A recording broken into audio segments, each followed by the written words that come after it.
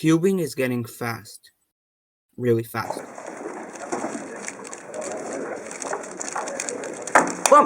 Even crazier than that, that was 10 years ago. Here's how it is now.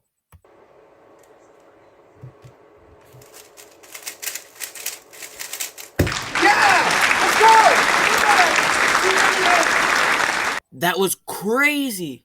So crazy, in fact, that I had to add in clapping sound effects since that was in his house. Here's the real world record.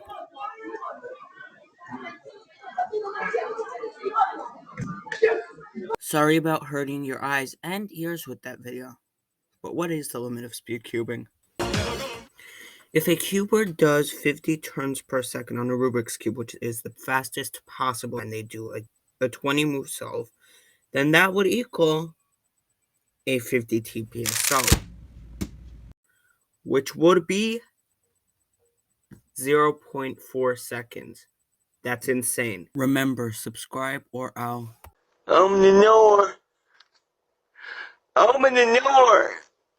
Open the door.